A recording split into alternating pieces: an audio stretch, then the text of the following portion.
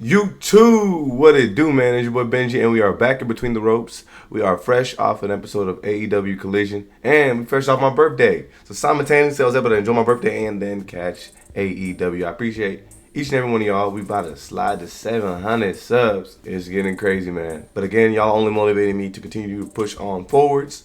So we gonna keep moving, even to the point where I spend a good chunk of my birthday after the fact catching AEW, so I can hit this review. Slide that subscribe button, a big old chop, let's get it. So Toni Storm opened the show and came out and showed her respect to Athena, but she did question why Athena must be so annoying and attack Toni anytime that she gets. This was actually kind of funny because it actually led to Athena flying by trying to kick the life out of Toni, while Toni was in a compromised position doing a prayer for her. She did miss, but it is her lackey that comes down and catches Toni as the two put the beats on her. Athena grabs the mic and says that without the grayscale and sexual innuendo, Toni Storm would be nothing. She says a lot of other stuff too, but I'm not gonna lie, most of this promo does come off as unbelievable to me. There was a nice line in there that if AEW was aware of the best wrestle, why is this B word sitting at the top? It was funny where she demanded the spotlight and started doing Toni's emotes. I'll let y'all know, since I started watching AEW just a couple weeks ago, I like Toni Storm, man. She is so entertaining. But I ain't gonna lie, even though I didn't believe most of Athena's promo, this was a funny moment. We then got Mina Shirakawa's music hitting, and this opened up the window with the distraction. Sorry, Miss Starks. While I believe Athena is extremely menacing based on her promos, I do like the fact that she's funny while throwing jabs at Toni and actually runs away. Like, there's actually a point where she literally leaps off the stage in order to ensure that she gets away from Toni. And I realized when Toni Storm is doing a promo, it's almost as if she's attempting to get any of her opponents thrown off their game by entering into her world of crazy. Like, literally, as she stands tall with Mina, she just like turns to her and just starts kissing all over her. It's like you get pulled into this Toni vortex of madness. So in case you were tired of watching singles matches, don't worry. What has culminated, or at least been brewing for weeks, is a tag match. But JETSPEED really didn't want to give the Death Fighters an opportunity to get the leg up. This match was going to be Jon Moxley and YUTA versus JETSPEED. The match was pretty crazy, and I enjoyed a lot of the chaos in this match. These guys have been battling, like I said, over the last few weeks, so a lot of the animosity they have is necessary.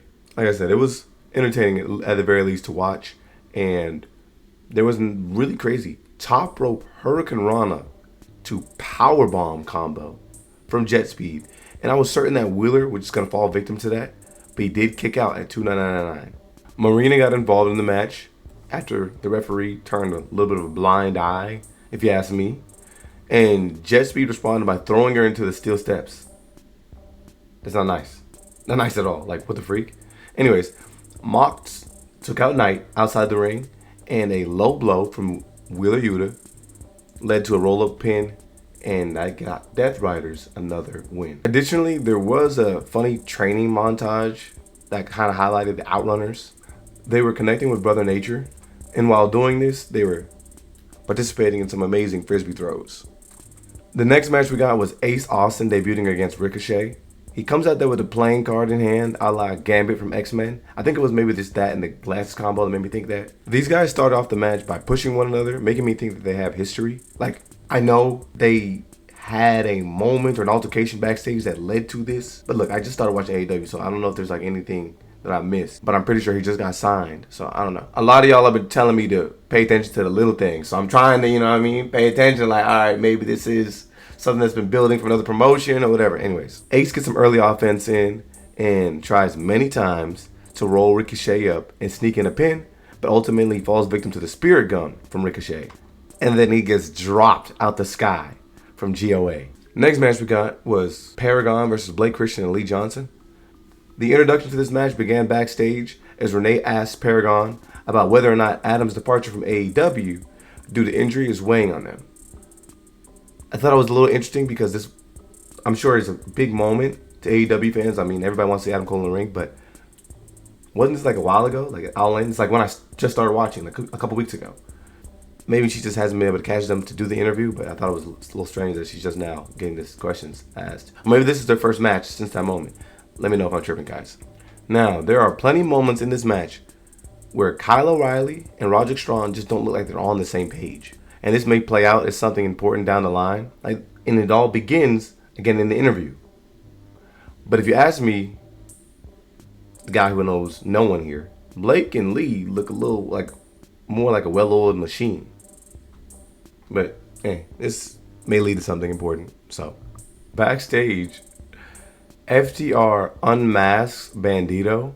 I know they're like about to be matching up against BRODIDO to face the Hurt Syndicate, but this is like crazy disrespectful, right?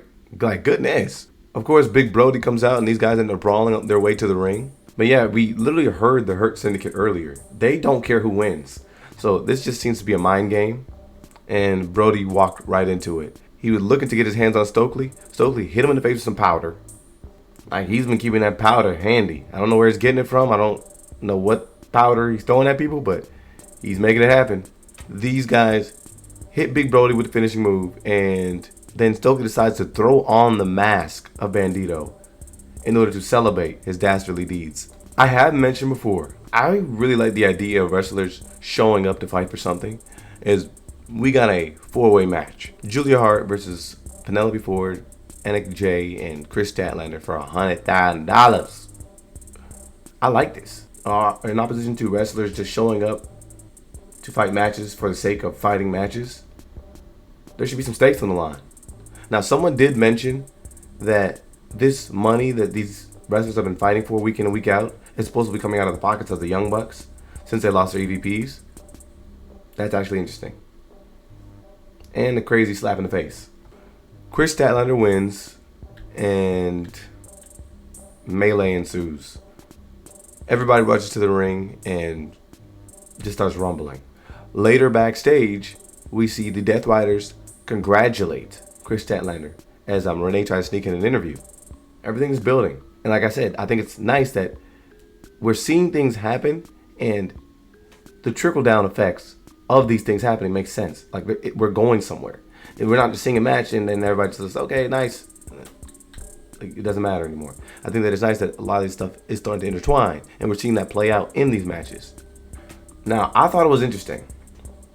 Anthony Bowens talked a little bit smack about Max Caster, who is the guy that a lot of people have been loving to hate as a reason, as he keeps parading around as if he's the best wrestler alive, yet he's losing everything.